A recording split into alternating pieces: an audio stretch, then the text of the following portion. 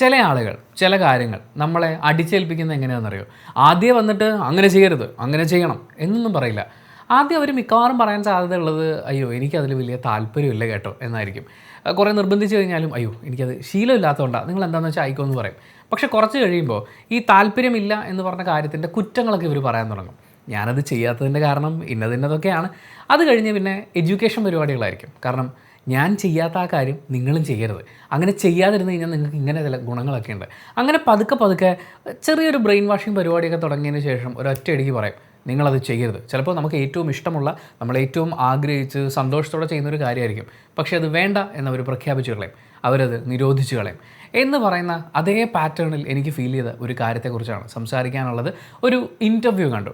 അഖില ശശിധരൻ എന്ന മലയാളത്തിൽ കുറച്ച് സിനിമകളൊക്കെ ചെയ്തതിന് ശേഷം തൻ്റെ മറ്റ് കരിയർ ഓപ്ഷൻസിലേക്കൊക്കെ പോയതിന് ശേഷം അവരിപ്പോൾ ഇൻ്റർവ്യൂസിലൊക്കെ വന്നു തുടങ്ങിയിട്ടുണ്ട്. അതുപോലെ തന്നെ അവരുടെ ഒരു സ്പീച്ചും കാര്യങ്ങളൊക്കെ കണ്ടിട്ടുണ്ടായിരുന്നു. ഒരു രാഷ്ട്രീയ ചായ്വ് എങ്ങോട്ടാണ് എന്നൊക്കെയുള്ളത് ഏകദേശം അതിൽ നിന്നൊക്കെ നമുക്ക് മനസ്സിലാക്കാവുന്നേ ഉള്ളൂ. പക്ഷേ അത് നമ്മുടെ വിഷയമല്ല. മാത്രമല്ല ഞാൻ ഈ സംസാരിക്കാൻ പോകുന്ന വിഷയവുമായി ബന്ധപ്പെട്ട് അവരൊരു ഇൻ്റർവ്യൂവിൽ നടത്തിയിട്ടുള്ള പരാമർശത്തിൽ എനിക്ക് കുറച്ച് സമാധാനം തോന്നിയത് എന്താണെന്ന് വെച്ച് കഴിഞ്ഞാൽ, എല്ലാം അവരവരുടെ ഇഷ്ടമാണ്, നമ്മൾ അതിലൊന്നും ഇടപെടുന്നില്ല, എൻ്റെ ഇഷ്ടം ഇന്നതാണ് എന്നുള്ള രീതിയിലാണ് അവർ ഈ കാര്യങ്ങൾ അവതരിപ്പിച്ചിട്ടുള്ളത്. പക്ഷേ നേരത്തെ ഞാൻ പറഞ്ഞില്ലേ, ചില കാര്യങ്ങൾ അടിച്ചേൽപ്പിക്കുന്നതിന് മുമ്പ് അതിൻ്റെ ഗുണദോഷങ്ങളൊക്കെ നമ്മളിങ്ങനെ പഠിപ്പിച്ചുകൊണ്ടിരിക്കാൻ ശ്രമിക്കും. ഇന്ത്യയിൽ കഴിഞ്ഞ കുറച്ച് വർഷങ്ങൾക്കിടയിൽ ഈ ഒരു പരിപാടിക്ക് വൻ മാർക്കറ്റ് വാല്യൂ ആണ് കൈവന്നിട്ടുള്ളത്. അതിനൊരുപാട് സയൻറ്റിഫിക് കാര്യങ്ങളും അവർ ചേർത്ത് പറയുന്നുണ്ട്. സംഭവം വളരെ സിമ്പിളാണ്.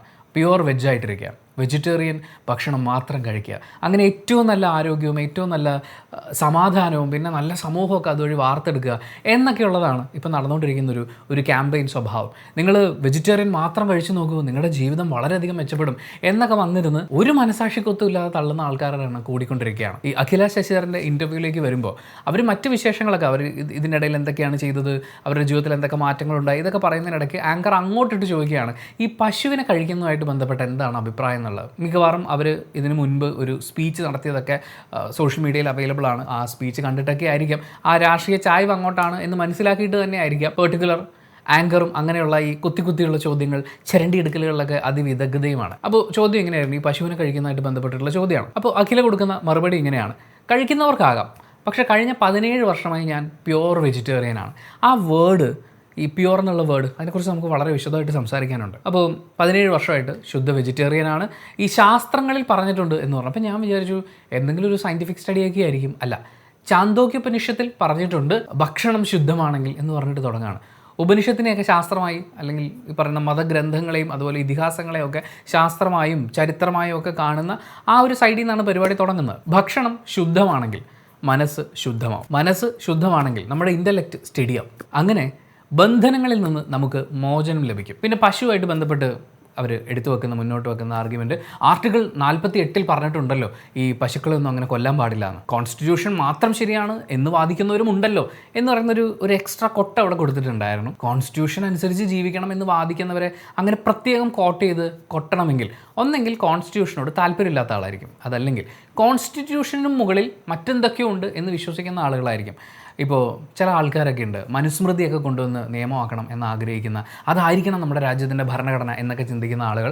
അങ്ങനെയുള്ളവർക്കും ഈ പറയുന്ന പോലെ ഈ കോൺസ്റ്റിറ്റ്യൂഷൻ മാത്രം അനുസരിച്ച്, അല്ലെങ്കിൽ കോൺസ്റ്റിറ്റ്യൂഷൻ ശരിയാണ് എന്ന് പറയുന്നവരോട് ഒരു പുച്ഛമുള്ളിലുണ്ടാവാൻ സാധ്യതയുണ്ട്. അങ്ങനെ എന്തെങ്കിലും കൊണ്ടാണോ എന്നറിയില്ല, പ്രത്യേകം കോൺസ്റ്റിറ്റ്യൂഷൻ എടുത്ത് അവരെ മെൻഷൻ ചെയ്തിട്ടുണ്ട്. അപ്പോൾ ഇന്ത്യയിലെ മെജോറിറ്റി ആളുകളും ഈ പശുവിനെ ദൈവമായിട്ട് കണക്ട് ചെയ്ത് കാണുകയാണല്ലോ. മാത്രമല്ല ഈ ജീവികൾക്കും ഇമോഷൻസ് ഒക്കെ ഉണ്ട്. അങ്ങനെ ഇമോഷൻസ് ഉള്ള ആ ജീവിയെ കഴിക്കുമ്പോൾ ആ ഇമോഷൻസും കൂടി നമ്മളിലേക്ക് വരികയാണ്. നമുക്ക് ചില വാക്കുകൾ കേൾക്കുമ്പോൾ ഉണ്ടാകുന്ന ഒരു സംഭവം പോലെ, അല്ലെങ്കിൽ നമ്മൾ എന്തെങ്കിലും കാണുമ്പോൾ നമുക്ക് ഉണ്ടാകുന്നത് പോലെ ഫുഡും നമ്മുടെ ശരീരത്തിനകത്ത് കയറി ഇങ്ങനെ പ്രവർത്തിക്കുകയാണ് എന്നുള്ള രീതിയിലാണ് അവർ സംസാരിക്കുന്നത്. പിന്നെ സാത്വിക് ഫുഡ് കഴിക്കുക എന്ന് പറയുന്നതിൻ്റെ ഗുണങ്ങൾ എന്നുള്ള രീതിയിലൊക്കെ സംസാരിച്ച് തുടങ്ങുന്നുണ്ട്. പക്ഷേ ഒരുപാട് അതിലേക്കൊന്നും പോയിട്ടുണ്ടായില്ല. ഇതിൽ ഈ ശുദ്ധ വെജിറ്റേറിയൻ ആഹാരം മാത്രം ശീലമാക്കി കഴിയുമ്പോൾ നമ്മുടെ ജീവിതം നല്ല രീതിയിലാവും, നമ്മുടെ കാഴ്ചപ്പാടുകൾ നല്ല രീതിയിലാവും, നമ്മുടെ ശരീരം നല്ല രീതിയിലാവും എന്നൊക്കെയുള്ള ആ വാദങ്ങളൊക്കെ കേൾക്കുമ്പോൾ അത് നമ്മൾ ഇന്ത്യ എന്ന് പറയുന്ന നമ്മൾ ഈ ജീവിക്കുന്ന രാജ്യത്തിൻ്റെ ഇവിടുത്തെ സാമൂഹ്യ സ്ഥിതിയുമായിട്ടൊക്കെ ചേർത്ത് വെച്ച് കേൾക്കുമ്പോൾ ചില കാര്യങ്ങൾ പറഞ്ഞേ പറ്റൂ എന്ന് ഫീൽ ചെയ്യുന്നുണ്ട്. ആ കാര്യങ്ങൾ പറയാൻ വേണ്ടിയിട്ടാണ് ഈ വീഡിയോ. നിങ്ങളൊരു നേരത്തെ പറഞ്ഞ പോലെ പ്യുവർ വെജായി സ്വയം കാണുന്ന, അത്യാവശ്യം തീവ്ര വലതുപക്ഷ രാഷ്ട്രീയ ചായ്വുകളൊക്കെ ഉള്ള ഒരാളാണെന്നുണ്ടെങ്കിൽ ഈ സ്റ്റേറ്റ്മെൻറ്റിൽ എവിടെയും നിങ്ങൾക്ക് യാതൊരു കുഴപ്പവും കണ്ടെത്താൻ പറ്റില്ല. പക്ഷേ എല്ലാത്തരം ആഹാരം കഴിക്കുകയും ആഹാരം കഴിക്കാനുള്ള സ്വാതന്ത്ര്യം, ഇനിയിപ്പോൾ എല്ലാത്തരം ആഹാരം കഴിക്കുന്നില്ലെങ്കിലും വെജിറ്റേറിയൻ മാത്രമാണ് നിങ്ങൾ കഴിക്കുന്നതെങ്കിലും എല്ലാവർക്കും അവരവർക്ക് ഇഷ്ടമുള്ള ആഹാരം കഴിക്കാൻ സ്വാതന്ത്ര്യമുണ്ട് എന്ന് വിശ്വസിക്കുന്ന ഒരാളാണെങ്കിൽ തൻ്റെ പ്ലേറ്റിനെ കുറിച്ച് മാത്രമല്ല തനിക്ക് ചുറ്റുമുള്ള ആളുകൾക്ക് കഴിക്കാൻ കിട്ടുന്ന പ്ലേറ്റിൽ എന്തൊക്കെയുണ്ട് അവർക്ക് കഴിക്കാൻ എന്തെങ്കിലും കിട്ടുന്നുണ്ടോ എന്നൊക്കെ ചിന്തിക്കുന്ന ഒരാളാണെന്നുണ്ടെങ്കിൽ ഞാൻ ഈ പറയുന്ന കാര്യങ്ങൾ ചിലപ്പോൾ നിങ്ങൾക്ക് കണക്ട് ചെയ്യാൻ പറ്റും. ഈ വെജിറ്റേറിയൻസിൻ്റെ ചില വാദങ്ങളൊക്കെയാണ് അഖില ആ ഒരു ഇൻ്റർവ്യൂവിൽ, അതായത് സ്ഥിരമായി ഒത്തിരി ആളുകൾ പറഞ്ഞുകൊണ്ടിരിക്കുന്ന വാദങ്ങളാണ് ആ ഇൻ്റർവ്യൂവിൽ പറഞ്ഞിട്ടുള്ളത്. അതിനെ നമ്മൾ പല ഘടകങ്ങളായി വിഭജിച്ചിട്ട് വേണം മനസ്സിലാക്കാൻ എന്നാണ് എനിക്ക് ഫീൽ ചെയ്യുന്നത്. അതിലൊന്നാമത്തത് അതിനെ വിശ്വാസവുമായി ചേർത്ത് അതിൽ എത്രത്തോളം ശരി തെറ്റുകളുണ്ട് എന്ന് നമ്മളൊന്ന് അനലൈസ് ചെയ്യാൻ ശ്രമിക്കണം. രാഷ്ട്രീയപരമായി ആ സ്റ്റേറ്റ്മെൻറ്റിനെ നമ്മൾ നോക്കിക്കാണണം. മൂന്നാമത് സാമ്പത്തികമായി ഈ കാര്യത്തിനെ നമ്മളൊന്ന് കാണാൻ ശ്രമിക്കണം. 4, അത് ഇന്ത്യ എന്ന് പറയുന്ന രാജ്യത്തിൻ്റെ കോണ്ടെക്സ്റ്റിൽ നമുക്ക് ഒരിക്കലും മാറ്റി വെക്കാൻ പറ്റാത്ത കാര്യമാണ്, അത് ജാതിയാണ്. നമ്മൾ ആദ്യം പറഞ്ഞ 3 ഘടകങ്ങളിലൂടെ കടന്നു പോകുമ്പോഴും അവിടെയൊക്കെയും ഈ ജാതിയുടെ എലമെൻറ്റ് നമുക്ക് കണ്ടെത്താൻ പറ്റും. മുമ്പ് നമ്മുടെ നാട്ടിൽ ഈ ഉള്ളിയുടെ വില റോക്കറ്റ് പോലെ കുതിച്ചുകൊണ്ടിരുന്ന സമയത്ത് ഒരു ചോദ്യം വന്നു, ഉള്ളി വിലയൊക്കെ കൂടിക്കൊണ്ടിരിക്കുകയാണല്ലോ എന്ന്. അപ്പോൾ അന്ന് കേന്ദ്ര ധനകാര്യ വകുപ്പ് മന്ത്രിയായിരുന്ന നിർമ്മല സീതാരാമൻ പറഞ്ഞ മറുപടി, അങ്ങനെ ടെൻഷൻ അടിക്കേണ്ട കാര്യമൊന്നും അതിലില്ല, ഞങ്ങളൊന്നും ഉള്ളി കൂട്ടാറില്ല എന്ന്. ആ പറച്ചിലാണ് ആ ജാതി ഒളിഞ്ഞിരിക്കുന്നത്. അതായത് ഉള്ളി എന്ന് പറയുന്ന ഇന്ത്യയിൽ ഒരു വലിയ വിഭാഗം കഴിച്ചുകൊണ്ടിരിക്കുന്ന ആഹാര സാധനം അല്ലെങ്കിൽ ആഹാരം ഉണ്ടാക്കാൻ ഉപയോഗിക്കുന്ന സാധനം, അതിന് വില കൂടുന്ന സമയത്ത് നിർമ്മല സീതാരാമനെ അത് ബാധിക്കാത്തത് അവർ ഉള്ളി കഴിക്കാത്ത ബ്രാഹ്മണ കുലത്തിൽ ജനിച്ചതുകൊണ്ടാണ്. അവർ ഉള്ളി കഴിക്കില്ല. മീനിനോ ഇറച്ചിക്കോ മുട്ടയ്ക്കോ വില കൂടിയാൽ അത് അവരെ ബാധിക്കില്ല. മണ്ണിൽ നിന്ന് കുഴിച്ചെടുക്കുന്ന സാധനങ്ങൾ കഴിക്കുന്നത് ഞങ്ങളെപ്പോലെ വലിയ വർഗത്തിൽ വിഭാഗത്തിൽ ജനിച്ചിട്ടുള്ള ആളുകൾക്ക് ആവശ്യമില്ല എന്നൊക്കെ വിശ്വസിക്കുന്ന, അതിനുള്ള സാമൂഹികവും സാമ്പത്തികവുമായ പ്രിവിലേജ് ഉള്ള ആളുകൾക്ക് അതൊരു വലിയ വിഷയമായിട്ട് തോന്നില്ല. ഇന്ത്യയിൽ ആഹാരത്തെക്കുറിച്ച് നമ്മൾ സംസാരിക്കുമ്പോൾ അവിടെ ജാതിയെ മാറ്റി നിർത്തി സംസാരിക്കാൻ പറ്റില്ല. ഇനി പ്യുവർ വെജ് പരിപാടികളിൽ നമുക്ക് ഈ വിശ്വാസവുമായിട്ട് കണക്ട് ചെയ്തുകൊണ്ട് സംസാരിച്ചു തുടങ്ങാം. അവരുപയോഗിച്ചൊരു വാക്കുണ്ടല്ലോ, സാത്വികമായിട്ടുള്ള ആഹാര സാധനം. അതിൻ്റെ ഒരു ഡെഫിനേഷനൊക്കെ അന്വേഷിച്ച് പോകുമ്പോൾ ഇൻ്റർനെറ്റിൽ നമുക്ക് അവൈലബിൾ ആവുന്ന കുറച്ച് കാര്യങ്ങളുണ്ട്.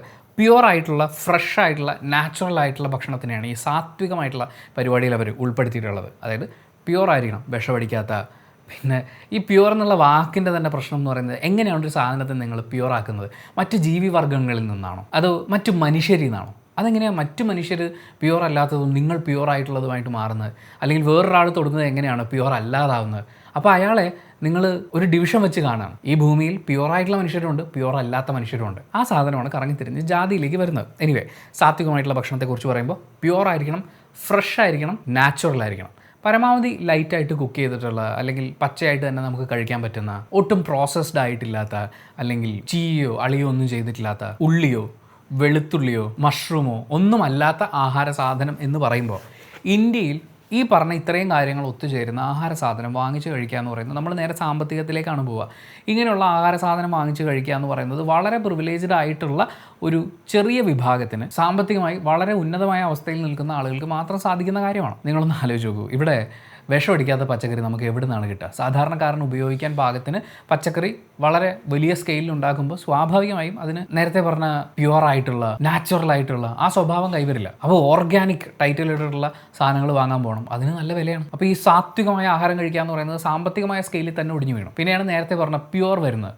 എങ്ങനെയാണ് ഒരു വസ്തുവോ അല്ലെങ്കിൽ ഒരു മനുഷ്യനോ ഒക്കെ പ്യുവറായിട്ട് മാറുന്നത്? അപ്പോൾ ഈ പറഞ്ഞ കാര്യങ്ങളെല്ലാം ഒരുമിച്ച് ചേരുക എന്ന് പറയുന്നത് ജാതീയമായും സാമ്പത്തികമായും ഒരു പെർട്ടിക്കുലർ പ്രിവിലേജ് കാറ്റഗറിയിൽ വരുന്ന വളരെ കുറച്ച് ആളുകൾക്ക് മാത്രം പാലിക്കാൻ പറ്റുന്നൊരു കാര്യമാണ്.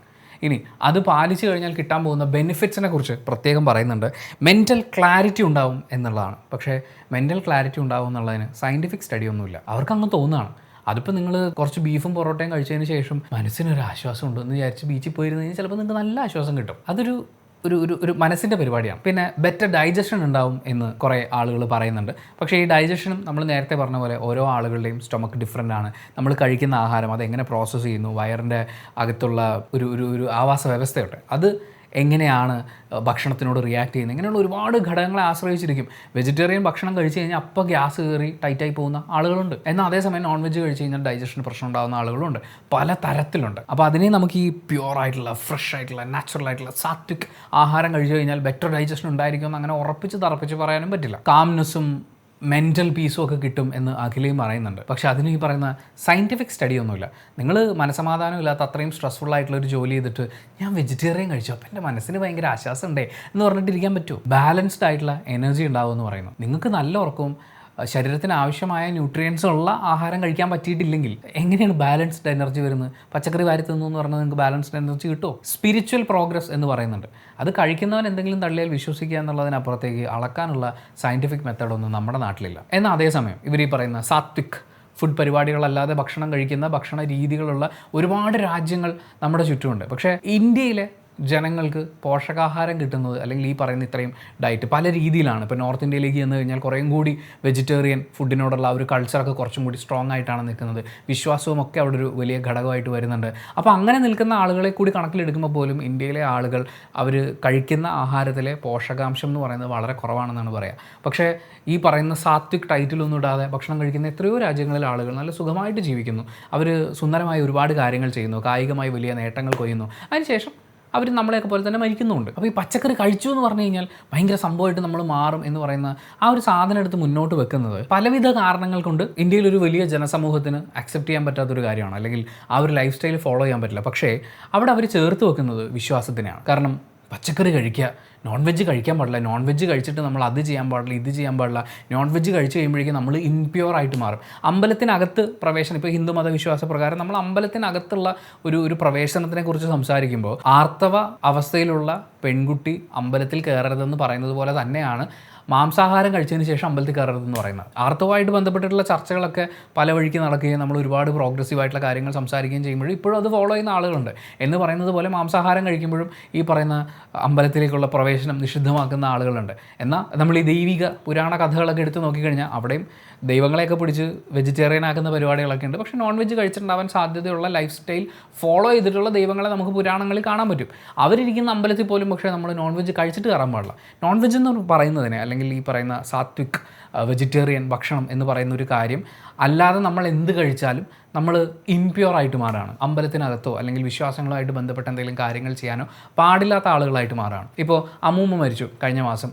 ഞങ്ങൾ അവിടെ ചെല്ലുമ്പോൾ എല്ലാവർക്കും ഉള്ള ഏറ്റവും പ്രധാനപ്പെട്ട നിർദ്ദേശം തന്നെ ഇതാണ്: നോൺ വെജ് തൊടാൻ പാടില്ല. നോൺ വെജ് കഴിച്ച് കഴിഞ്ഞാൽ ഭയങ്കര ബുദ്ധിമുട്ടാണ്. നമ്മൾ ഈ തലയും കുത്തി കിടന്ന് ആലോചിച്ച് നോക്കി കഴിഞ്ഞാൽ നമുക്ക് ഇതിൻ്റെ ഒരു ലോജിക്ക് മനസ്സിലാവില്ല. നോൺ വെജ് കഴിച്ചാൽ എന്താണ് സംഭവിക്കുക? മറ്റു മരിച്ചുപോയ ആത്മാവ് ആകാശത്തിരുന്ന് തേങ്ങോ? എന്താണ് അതിൻ്റെ ഇമാജിനേഷൻ? അപ്പോൾ വെജിറ്റേറിയൻ മാത്രം കഴിച്ചുകൊണ്ടിരിക്കുന്നവർക്ക് ഒരു പ്രത്യേക ഒരു പ്യുവർ സ്വഭാവമുണ്ട്. നോൺ വെജ് കഴിക്കുന്നവർക്ക് അത് നഷ്ടപ്പെടും. ഇനി നമ്മൾ നേരത്തെ പറഞ്ഞ പോലെ ഇന്ത്യയിലെ ജാതി വ്യവസ്ഥ നമ്മൾ എടുത്തു നോക്കുകയാണെങ്കിൽ നേരത്തെ പറഞ്ഞ പ്രിവിലേജ്ഡ് ആയിട്ടുള്ള കമ്മ്യൂണിറ്റിക്ക് മാത്രമാണ് ഇതുപോലെയുള്ള ആഹാര സാധനങ്ങൾ കഴിക്കാനുള്ള സ്കോപ്പ് ഉണ്ടായിരുന്നത്. ബാക്കിയുള്ളവർ വല്ല തൊരപ്പനെയോ പന്നിയോ ഒക്കെ പിടിച്ച്, അല്ലെങ്കിൽ കാട്ടി കയറി തിന്നാൻ കിട്ടുന്ന സാധനം എന്താണെന്ന് വെച്ച് കഴിഞ്ഞാൽ അതിനെ പിടിച്ച് ചുട്ടു തിന്നാം. മണ്ണിൻ്റെ മുകളിൽ വരുന്ന കാണാൻ ഭംഗിയുള്ള പച്ചക്കറിയൊക്കെ തമ്പ്രാൻ വന്ന് വെട്ടിയെടുത്തുകൊണ്ട് പോകും. പുള്ളിയുടെ ആവശ്യത്തിന് ഉപയോഗിക്കും, ബാക്കി അതിൻ്റെ മുകളിലുള്ള ആളുകൾക്ക് കാണിക്കയായിട്ട് കൊണ്ടുവെക്കും. അപ്പോൾ ഇത് കൃഷി ചെയ്യുന്നവന് ആകെ കഴിക്കാൻ കിട്ടുന്നത് മണ്ണ് മാന്തി കിട്ടുന്നതൊക്കെയാണ്. നിങ്ങൾ ആ ആഹാരശീലങ്ങൾ തന്നെ എടുത്ത് നോക്കിയിട്ടുണ്ടെങ്കിൽ നിങ്ങൾക്ക് അത് മനസ്സിലാവും. അവിടെയാണ് ഈ വിശ്വാസം വന്ന് വർക്ക് ചെയ്യുന്നത്. വിശ്വാസം ആഹാരത്തിലൂടെ വർക്ക് ചെയ്യുന്നത്. നിങ്ങൾ അങ്ങനെയുള്ള ആഹാരങ്ങൾ കഴിക്കുന്നവരാണ് നിങ്ങൾ താണവരാണ്.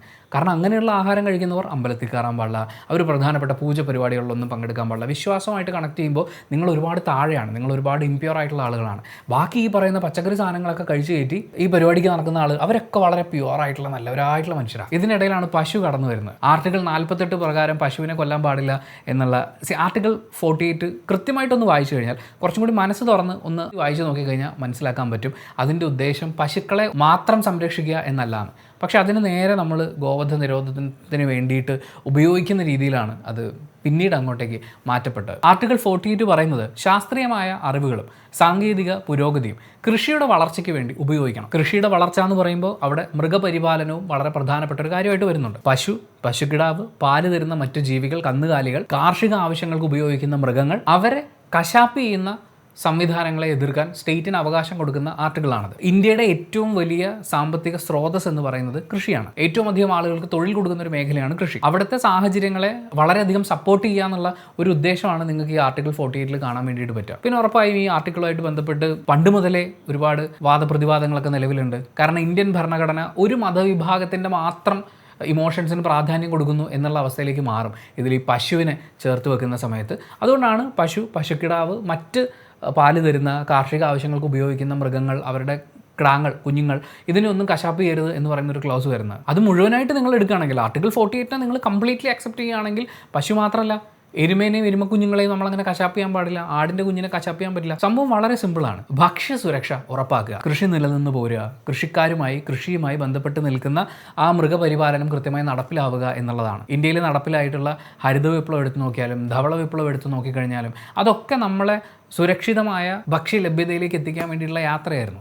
അങ്ങനെ കാണുന്നതിന് വരെ അതിൻ്റെ അകത്തുള്ള പശുവിനെ മാത്രം എടുത്തുകൊണ്ട് വന്നിട്ട് പശുവിനെ നിങ്ങൾ കൊല്ലാൻ പാടില്ല എന്നാണ് ഭരിക്കുന്നവരും പിന്നെ വിശ്വാസികളും പറയുന്നത്. അപ്പോൾ ഇതിനകത്ത് നമുക്ക് കാണാൻ പറ്റുന്നത് വിശ്വാസം മാത്രമാണ്. അതായത് ഒരു പെർട്ടിക്കുലർ കമ്മ്യൂണിറ്റിയുടെ ആ കമ്മ്യൂണിറ്റിയിൽ തന്നെ ഉന്നത ജാതിയിൽപ്പെടുന്ന ആളുകളുടെ ആവശ്യങ്ങളെ തൃപ്തിപ്പെടുത്തുക, അവരുടെ ആചാരങ്ങളെ സാറ്റിസ്ഫൈ ചെയ്തുകൊണ്ട് പോവുക, ആ സിസ്റ്റത്തിനെ, ജാതീയമായ ആ സിസ്റ്റത്തിനെ അതുപോലെ നിലനിർത്തിക്കൊണ്ട് പോരുക എന്നുള്ളതൊക്കെയാണ് ഈ പറയുന്ന പ്യുവർ വെജ് പരിപാടികളിലെ വിശ്വാസത്തിൽ നിന്ന് നമുക്ക് വായിച്ചെടുക്കാൻ പറ്റുക. ഇനി ഇതിൻ്റെ ഒരു രാഷ്ട്രീയം നമ്മൾ നോക്കുകയാണെങ്കിൽ ഞാൻ ഏറ്റവും ആദ്യം പറഞ്ഞത് തന്നെയാണ്, പടിപടിയായി അടിച്ചേൽപ്പിക്കുക എന്നുള്ളതാണ്. നിങ്ങൾ കഴിഞ്ഞൊരു 4-5 വർഷത്തെ കാര്യം മാത്രം എടുത്ത് നോക്കിക്കഴിഞ്ഞാൽ സോഷ്യൽ മീഡിയയിൽ ഈ പറയുന്ന പ്യുവർ വെജിറ്റേറിയൻ ഭക്ഷണം കഴിച്ചാലുള്ള ഗുണഗണങ്ങളെക്കുറിച്ച് പുതിയതായിട്ട് ഒരുപാട് സോഷ്യൽ മീഡിയ ഡോക്ടേഴ്സ് ഒരുപാട് വർദ്ധിച്ചു വരികയാണ്. നമ്മൾ സോഷ്യൽ മീഡിയ സൈക്കോളജിസ്റ്റുകളെ കുറിച്ചൊരു വീഡിയോ ചെയ്തിട്ടുണ്ടായിരുന്നു. അതുപോലെ തന്നെ സോഷ്യൽ മീഡിയ ഡോക്ടേഴ്സ് വളരെയധികം വർദ്ധിച്ചു വരികയാണ്. ഈ വർദ്ധിച്ചു വരുന്ന ഡോക്ടേഴ്സ് എല്ലാവരും ഒരുപാട് പോഡ്കാസ്റ്റ് പരിപാടികളിലൊക്കെ പങ്കെടുക്കുകയാണ്. അവരെല്ലാവരും പറയുന്നത് നിങ്ങൾ വെജിറ്റേറിയൻ കഴിച്ചാലേ കാര്യമുള്ളൂ, നോൺ വെജ് കഴിക്കുന്നത് മാക്സിമം കുറയ്ക്കുക എന്നുള്ളതൊക്കെയാണ്. നിങ്ങൾക്ക് പറയുമ്പോൾ ഇങ്ങനെയൊക്കെ പറയാം, പക്ഷേ ഇന്ത്യ ഒട്ടാകെയുള്ള സാമ്പത്തികാവസ്ഥയെ നിങ്ങൾ എടുത്തു നോക്കുമ്പോൾ, വിഭവങ്ങളുടെ ലഭ്യത നമ്മൾ എടുത്തു നോക്കുമ്പോൾ ഇതെല്ലാവർക്കും വളരെ ഫീസിബിൾ ആയിട്ടുള്ളൊരു കാര്യമല്ല. പക്ഷേ ഈ പേടി ക്രിയേറ്റ് ചെയ്തുകൊണ്ടിരിക്കുകയാണ്. ഇതിലൊരു ഫിനാൻഷ്യൽ പരിപാടിയുണ്ട്, ചിലവ് കൂടാനുള്ള സാധ്യതയുണ്ട്. അപ്പോൾ ഈ ഒരു ഡയറ്റ് മെയിൻറ്റെയിൻ ചെയ്ത് പോകണമെങ്കിൽ, പച്ചക്കറി കഴിക്കുകയും ശരീരത്തിന് ആവശ്യമായ പോഷക മൂല്യം ലഭ്യമാകണമെങ്കിൽ നമ്മൾ വാങ്ങി കഴിക്കേണ്ടതിൻ്റെ ക്വാണ്ടിറ്റിയും ക്വാളിറ്റിയും ഒക്കെ മാറുകയാണ്. നേരത്തെ പറഞ്ഞ ഇന്ത്യയിലെ വലിയൊരു വിഭാഗം ജനങ്ങളുടെ സാമ്പത്തിക അവസ്ഥയെ നമ്മൾ പരിഗണിക്കുമ്പോൾ റിച്ച് ആയിട്ടുള്ള ആളുകൾ കൂടുതൽ റിച്ചറാവുകയും പുവറായിട്ടുള്ള ആളുകൾ കൂടുതൽ പുവറായി മാറുകയും ചെയ്യുക എന്ന് പറയുന്നൊരു സാഹചര്യമാണ് പിന്നീട് ഇവിടെ സംഭവിക്കുക. മാത്രമല്ല, ഒരു ഭക്ഷണശീലത്തിനെ മാറ്റിമറിക്കാനുള്ള ശ്രമങ്ങൾ ഉണ്ടാകുമ്പോൾ, അല്ലെങ്കിൽ ഒന്ന് ശരിയാണ് തെറ്റാണ് എന്നൊക്കെയുള്ള അതിശക്തമായ ഒരു പ്രൊപ്പഗാൻഡ പുഷ് ചെയ്യുമ്പോൾ അത് ബാധിക്കുന്ന ജനവിഭാഗം, അവരുടെ ചരിത്രം, നേരത്തെ പറഞ്ഞ പോലെ വിഭവ ലഭ്യത, ഇതുപോലുള്ള ഒരുപാട് കാര്യങ്ങൾ പരിഗണിച്ചേ പറ്റുള്ളൂ. Every plate is filled with history എന്നാണ് പറയുക. നമ്മൾ കഴിക്കുന്നത് നമ്മുടെ ചരിത്രപരമായ ഒരു യാത്രയെ കൂടി കുറിക്കുന്നതാണ്. നിങ്ങൾ എന്തൊക്കെ സാംസ്കാരിക കൈമാറ്റങ്ങളിലൂടെ കടന്നു പോയിട്ടുണ്ട്, നിങ്ങളുടെ പൂർവികർ എന്താണ് കഴിച്ചുകൊണ്ടിരുന്നത്, എന്തൊക്കെ തരം മാറ്റങ്ങളെയാണ് നിങ്ങൾ അക്സെപ്റ്റ് ചെയ്തത്, അല്ലെങ്കിൽ എന്തൊക്കെ മാറ്റങ്ങളെയാണ് നിങ്ങൾ നിരാകരിച്ച് കളഞ്ഞത് എന്നൊക്കെ ഉള്ളത് നമ്മളൊക്കെ കഴിക്കുന്ന ആ ആഹാരത്തിൻ്റെ പ്ലേറ്റിലുണ്ട്. ചരിത്രം ഉണ്ടാകുമ്പോൾ അവിടെ രാഷ്ട്രീയവും ഉണ്ടാകും. അടുത്തത് സാമ്പത്തികമാണ്. നിങ്ങളൊരു ചായ പുറത്തൊരു കടയിൽ നിന്ന് വാങ്ങിച്ചു കുടിച്ചാൽ 10 രൂപ 12 രൂപയായിരിക്കും മാക്സിമം. പക്ഷേ അതേ ചായ നിങ്ങളൊരു പ്യുവർ വെജ് ഹോട്ടലിൽ കയറി കഴിച്ചു കഴിഞ്ഞാൽ നല്ല വിലയാവും. എന്തിനാണ് ആളുകൾ ഈ പ്യുവർ വെജ് റെസ്റ്റോറൻറ്റിലേക്ക് കയറുന്നത്? എന്തായിരിക്കും അവിടെ പ്യുവർ ആയിട്ടുണ്ടാവുക? വെജിറ്റേറിയൻ ഫുഡ് എന്ന് പറഞ്ഞാൽ പോരെ? നോൺ വെജിറ്റേറിയൻ ഫുഡ് കിട്ടുന്ന പോലെ വെജിറ്റേറിയൻ ഹോട്ടൽ, ഇവിടെ വെജിറ്റേറിയൻ മാത്രമേ ഉള്ളൂ എന്ന് പറഞ്ഞാൽ പോരെ? പക്ഷേ പ്യുവർ എന്നുള്ള വാക്ക് അവിടെ എന്തിനാണ് ചേർക്കുന്നത്? കാരണം നോൺ വെജ് ആഹാര സാധനങ്ങൾ തൊടുകയോ പരിസരത്ത് കൂടി പോവുകയോ ചെയ്തിട്ടില്ല എന്ന് ഒരു കമ്മ്യൂണിറ്റിയെ പറഞ്ഞ് ബോധിപ്പിക്കേണ്ട ഒരു ഉത്തരവാദിത്വം ഈ ഹോട്ടൽ നടത്തുന്ന ആളുകൾ നിറവേറ്റുന്നുണ്ട്. എന്ന് വെച്ചാൽ ഞങ്ങളുടെ ഈ ഹോട്ടലിൻ്റെ ഭക്ഷണം ഉണ്ടാക്കുന്ന സ്ഥലത്തോ അതിൻ്റെ പരിസര പ്രദേശങ്ങളിലോ ഒന്നും ഞങ്ങൾ നോൺ വെജ് സാധനങ്ങളെ അടുപ്പിക്കാറില്ല. അവിടെ കൊണ്ട് തീർന്നോ? നമ്മുടെ നാട്ടിൽ കുറച്ച് ദിവസങ്ങൾക്ക് മുമ്പ് സംഭവിച്ചതാണ്. ഒരു ദളിത് സ്ത്രീ ആഹാരം ഉണ്ടാക്കാൻ, സ്കൂൾ കുട്ടികൾക്ക് ആഹാരം ഉണ്ടാക്കാൻ വേണ്ടി വന്നു. ആ സ്കൂളിലെ കുട്ടികളെ അവരുടെ പേരൻസ് ഓരോരുത്തരായിട്ട് സ്കൂൾ മാറ്റി കളഞ്ഞു. സോ ആഹാരത്തിനെ പ്യുവറാക്കി മാറ്റുമ്പോൾ അവിടെ നിന്ന് നോൺ വെജ് സാധനങ്ങൾ മാത്രമല്ല മാറ്റുക, നോൺ വെജ് കഴിക്കാൻ ഇടയുള്ള ഇംപ്യുവർ ആയിട്ടുള്ള ഹ്യൂമൻ ബീയിങ്സിനെയും കൂടി മാറ്റി നിർത്തുന്നുണ്ട് എന്നാണ് ആ ബോർഡ് വിളിച്ച് പറയുന്നത്. അല്ലെങ്കിൽ പിന്നെ വെറും വെജ് ഹോട്ടൽ വരെ, വെറും വെജ് ഹോട്ടലിൽ ആൾക്കാർ കയറില്ലാന്നേ. അല്ലെങ്കിൽ ഈ പറയുന്ന തീവ്ര വെജിറ്റേറിയൻ വാദികളിൽ ബഹുഭൂരിപക്ഷം പേരും കയറില്ല. നമ്മൾ നേരത്തെ പറഞ്ഞ ഒരു പെർട്ടിക്കുലർ കമ്മ്യൂണിറ്റി എടുത്ത് നോക്കിയാൽ അവരൊട്ടും കയറില്ല. അവിടെ വിലയും കൂടുതലാണ്. കാരണം ഇത് പ്യുവറാക്കിക്കൊണ്ടിരിക്കുകയാണ്. ഇനി ഈ പറഞ്ഞ പ്യുവർ വെജിറ്റേറിയൻ ആഹാര രീതി നമ്മൾ പിന്തുടരണമെങ്കിലും നമ്മുടെ കയ്യിൽ അത്രയും ബഡ്ജറ്റ് വേണം. ഇനി ഇതിലെ ജാതി, ഇത്രയും പോയിന്റ്സ് പറഞ്ഞതിനിടയ്ക്ക് 3-4 പ്രാവശ്യമെങ്കിലും ഞാനതിനെ കണക്ട് ചെയ്ത് സംസാരിച്ചിട്ടുണ്ട്. ഇന്ത്യയിലെ ബഹുഭൂരിഭാഗം വരുന്ന ദളിത് വിഭാഗത്തിൽപ്പെടുന്ന ആളുകളും പ്യുവർ വെജിറ്റേറിയൻ ആയിട്ടുള്ള ആളുകളല്ല. കാരണം അവർ നേരിട്ടിരുന്ന ആഹാരത്തിൻ്റെ ലഭ്യത കുറവുണ്ട്. ഇനി എന്തെങ്കിലും കൃഷി ചെയ്ത് ഉണ്ടാക്കി കഴിഞ്ഞാൽ വിളവൊക്കെ മുതലാളി കൊണ്ടുപോകുന്നുള്ളതായിരുന്നു നമ്മുടെ നാട്ടിൽ നിലവിലുണ്ടായിരുന്ന രീതി. അപ്പോൾ വിശപ്പടക്കാൻ വേണ്ടിയിട്ട് ഇംപ്യുവർ ആണ് എന്ന് ബാക്കിയുള്ളവർ കരുതുന്ന പലതും ആഹാരമാക്കേണ്ടി വന്നിട്ടുള്ളവരാണ്. ഇപ്പോൾ തന്നെ ഗോവധ നിരോധനം നിങ്ങൾ എടുത്ത് നോക്കുകയാണെന്നുണ്ടെങ്കിൽ നോർത്ത് ഈസ്റ്റിലേക്കൊന്നും നിങ്ങൾക്ക് ഈ പറഞ്ഞ പരിപാടി പൊക്കി പിടിച്ചുകൊണ്ട് ചെല്ലാൻ പറ്റില്ല. അഖില പറഞ്ഞതിൽ പിന്നെയും കുറച്ച് വാലിഡായിട്ട് എനിക്ക് തോന്നിയ ഒരു കാര്യമുണ്ട്. അതായത് ഈ ജീവിവർഗ്ഗങ്ങളെല്ലാം ഇമോഷൻസ് ഉള്ളവരാണ്. ആ ഇമോഷൻസ് അവരെ തിന്നുന്നത് വഴി നമ്മളിലേക്ക് എത്തുകയും അത് നമ്മളുടെ സ്വഭാവത്തിനൊക്കെ എഫക്റ്റ് ചെയ്യുമെന്നൊക്കെ പറയുന്ന ആ ഒരു സിംഗിൾ പോയിന്റിൽ മാത്രം. ഉള്ള കാര്യം എന്താണെന്ന് വെച്ച് കഴിഞ്ഞാൽ, നമ്മളൊരു ജീവിയെ കൊല്ലുന്ന സമയത്ത് ഇപ്പോൾ വ്യാവസായിക അടിസ്ഥാനത്തിൽ അതിനെ വളർത്തിയെടുക്കുമ്പോൾ അതിന് സ്വാതന്ത്ര്യങ്ങൾ ഉണ്ടാവില്ല. വളരെ ലിമിറ്റഡ് ആയിട്ടുള്ള ഒരു സ്പേസിൽ കിട്ടുന്ന ഭക്ഷണവും കഴിച്ച് അതിൻ്റെ സ്വാഭാവികമായ ഒരു ജീവിയുടെ സ്വാഭാവികമായ ഒരു ജീവൽ പ്രക്രിയയൊക്കെ ഉണ്ട്. അപ്പോൾ അതൊന്നും നടക്കാതെയൊക്കെ വരുമ്പോൾ അതിലുണ്ടാകുന്ന ഒരുപാട് സ്ട്രെസ് ഹോർമോൺസ് ഉണ്ട്. ആ ജീവിയെ കൊല്ലുന്ന സമയത്ത് ആ ജീവിയുടെ ശരീരത്തിലുടനീളം ഉൽപ്പാദിപ്പിക്കപ്പെടുന്ന രക്തത്തിൽ കലരുന്ന ഹോർമോണൽ കുറേ കാര്യങ്ങളൊക്കെ ഉണ്ട്. അത് ഇത്തരം ആഹാരം, ഇപ്പോൾ മാംസാഹാരമൊക്കെ ഒരുപാട് കൺസ്യൂം ചെയ്യുന്നത് വഴി ആ ഹോർമോൺസൊക്കെ നമ്മളെയും കൂടി അഫക്റ്റ് ചെയ്ത് നമ്മളും സ്ട്രെസ്സിലായി പോകാം എന്നൊക്കെയുള്ള രീതിയിലുള്ള കുറച്ച് കാര്യങ്ങൾ നമ്മുടെ വെജിറ്റേറിയൻസ് ആയിട്ടുള്ള ആളുകൾ ഇങ്ങനെ സ്പ്രെഡ് ചെയ്യാറുണ്ട്. Vegetarians in the sense non vegetarian ഭക്ഷണം പ്രശ്നമാണെന്ന് പറഞ്ഞു നടക്കുന്ന ആളുകൾ സ്പ്രെഡ് ചെയ്യാറുണ്ട്. പക്ഷേ ഇങ്ങനെ കൊല്ലുന്ന സമയത്ത് ഒരു ജീവിയുടെ ശരീരത്തിലുണ്ടാകുന്ന സ്ട്രെസ് ഹോർമോൺസ് എന്ന് പറയുന്നത് രക്തത്തിലാണല്ലോ ഉള്ളത്. അത് രക്തം വാർന്നു പോയി കഴിയുമ്പോൾ, ഇപ്പോൾ നമ്മൾ ഈ നോൺ വെജിറ്റേറിയൻ ഭക്ഷണം കഴിക്കുന്ന ആളുകളൊക്കെ ഒരു ജീവിയെ കിട്ടി അപ്പം തന്നെ കടിച്ച് മുറിച്ച് തിന്നുക എന്ന് പറയുന്നൊരു പരിപാടിയല്ലല്ലോ. ആ ജീവിയുടെ രക്തം മുഴുവൻ വാർന്നു പോയതിന് ശേഷം അത് കുക്ക് ചെയ്തതിന് ശേഷം നമ്മൾ കഴിക്കുമ്പോൾ നമുക്കുണ്ടാവാൻ സാധ്യതയുള്ള പ്രശ്നം എന്ന് പറയുന്നത് ഓൾമോസ്റ്റ് ഇല്ലാതാവുകയാണ്. എന്ന് വെച്ചാൽ ഒരു ആവറേജ് ഹെൽത്തി ഹ്യൂമൻ ബീയിങ്ങിനെ സംബന്ധിച്ച് ഈ പറയുന്ന സ്ട്രെസ് ഹോർമോൺസ് നമ്മളെ എഫക്റ്റ് ചെയ്യാനുള്ള ഒരു സിഗ്നിഫിക്കൻറ്റ് ലെവലിൽ ഉണ്ടാവില്ല. പറയുമ്പോൾ ശരിയാണ്, നമ്മൾ എന്താണോ കഴിക്കുന്നത് അതായി നമ്മൾ മാറും എന്നൊക്കെ പറയുന്നത് പോലെ വാദിച്ച് ജയിക്കാൻ വേണ്ടി ഒരു ജീവിയെ കൊല്ലുമ്പോൾ അതിൻ്റെ ശരീരത്തിൽ ഒരുപാട് ഹോർമോൺസ് ഉണ്ടാവുന്നില്ലേ, അത് നമ്മുടെ ഹോർമോൺസുമായിട്ട് കലർന്ന് അതിനെ എങ്ങനെ ബാധിക്കില്ലേ എന്നൊക്കെ ചോദിക്കുമ്പോൾ നമ്മുടെ വയറിനകത്ത് കുറച്ച് ആസിഡ്സ് ഉണ്ട്, അത് വളരെ സ്ട്രോങ് ആണ്. അതുപോലെ തന്നെ ഒരു ജീവിയെ കൊന്ന് അപ്പം തന്നെ കടിച്ചു മുറിച്ച് തിന്നല്ല നമ്മൾ ചെയ്യുന്നത്. ഈ രണ്ട് ഫാക്റ്റുകൾ കൂടി പരിഗണിക്കുകയാണെന്നുണ്ടെങ്കിൽ ആ പറഞ്ഞ വാദത്തിന് നമുക്ക് തള്ളിക്കളയാവുന്നതാണ്. പിന്നെ ഇതിനെയൊക്കെ കണ്ണുപൂട്ടി ഫോളോ ചെയ്യുന്ന വലിയൊരു വിഭാഗമുണ്ട്. നിങ്ങൾ നോൺ വെജ് കംപ്ലീറ്റ് സ്റ്റോപ്പ് ചെയ്ത് വെജ് മാത്രം കഴിക്കൂ, നിങ്ങളുടെ ലൈഫ് ഭയങ്കരമായിട്ട് പുഷ്ടിപ്പെടും, എന്നെ കണ്ടില്ലേ എന്നൊക്കെ ചോദിച്ചുകൊണ്ടുള്ള ഇത്തരം ഇൻഫ്ലുവൻഷ്യൽ ആയിട്ടുള്ള ആളുകൾ നടത്തുന്ന പരസ്യ പ്രസ്താവനകൾ, ഞാനതിനെ അബദ്ധ പ്രസ്താവനകൾ എന്ന് വിളിക്കാനാണ് ഇഷ്ടപ്പെടുന്നത്. നിങ്ങൾക്കത് വർക്കാവുന്നുണ്ടെങ്കിൽ നല്ല കാര്യം, നിങ്ങൾ സന്തോഷിച്ചോളൂ, അതിൽ ആനന്ദം കണ്ടെത്തിക്കോളൂ. പക്ഷേ അതെല്ലാവർക്കും വേണ്ടി അല്ലെങ്കിൽ ഇത് ഫോളോ ചെയ്യുന്നത് എന്തോ മഹത്തരമാണ് എന്ന് പറഞ്ഞ് പഠിപ്പിക്കാൻ ശ്രമിക്കരുത്. കാരണം ഓരോ ആളുകൾക്കും അവർക്ക് ആവശ്യമുള്ള പ്രോട്ടീൻസ് ആണെങ്കിലും വൈറ്റമിൻസ് ആണെങ്കിലും ഇതിനൊക്കെ ഒരുപാട് നീഡുള്ള ആൾക്കാരുണ്ട്. നിങ്ങൾ ഈ പറയുന്നത് കേട്ടിട്ട് വെജിറ്റേറിയൻ മാത്രം കഴിച്ചാൽ മതി എന്ന് പറഞ്ഞ് അതുവരെ കഴിച്ചുകൊണ്ടിരുന്ന അല്ലെങ്കിൽ അതുവരെ ഫോളോ ചെയ്തുകൊണ്ടിരുന്ന ഒരു ഡയറ്റിൽ പെട്ടെന്ന് വ്യത്യാസങ്ങൾ ഉണ്ടാക്കുന്ന സമയത്ത് അത് പലരുടെയും ശരീരത്തിന് മോശമായി ബാധിച്ചേക്കാം. ആ കേട്ടത് സൂപ്പറാണല്ലോ, എന്നാൽ പിന്നെ അത് തന്നെ പിടിക്കാം എന്ന് പറഞ്ഞ് ഞാൻ ഒരിക്കലും ഇതേപോലെ ഒരു വെജിറ്റേറിയൻ ആവാൻ വേണ്ടിയിട്ടുള്ള ഒരു കടുത്ത പരിശ്രമം നടത്തി നോക്കിയതാണ്. ഒരു 3-4 ദിവസമൊക്കെ കഴിഞ്ഞപ്പോഴേക്കും എൻ്റെ ബോഡി നല്ലോണം വീക്കാവാൻ തുടങ്ങി. ഡോക്ടറെ അടുത്ത് ചെന്നപ്പോൾ പുള്ളി പറഞ്ഞു, നല്ലോണം ആഹാരം കഴിക്കുക, പോഷക സമൃദ്ധമായ ആഹാരം കൃത്യമായി കഴിക്കാൻ ശ്രമിക്കുക, അല്ലാതെ ഇങ്ങനെ ഒരു ശ്രമം നടത്തേണ്ട കാര്യമൊന്നുമില്ല എന്ന് പറഞ്ഞതിന് ശേഷം നേരെ പോയി കുറേ ചിക്കനൊക്കെ കഴിച്ചു. ഇപ്പോഴും എൻ്റെ ഏറ്റവും പ്രധാനപ്പെട്ട ഏറ്റവും പ്രിയപ്പെട്ട ആഹാര സാധനം എന്ന് പറയുന്നത് ചിക്കൻ തന്നെയാണ്. അതുപോലെ തന്നെ മീൻ. ഇങ്ങനെ മീനും മുട്ടയും ചിക്കനും ഒക്കെ കഴിക്കുമ്പോൾ നമ്മുടെ ശരീരത്തേക്ക് വരുന്ന ഒരുപാട് പോഷക സമൃദ്ധിയുണ്ട്. ഇതിനൊക്കെ നിങ്ങളുടെയൊക്കെ ഒരു വാക്ക് കേട്ടിട്ട് കട്ട് ചെയ്യുന്ന ആളുകളുണ്ടാകും.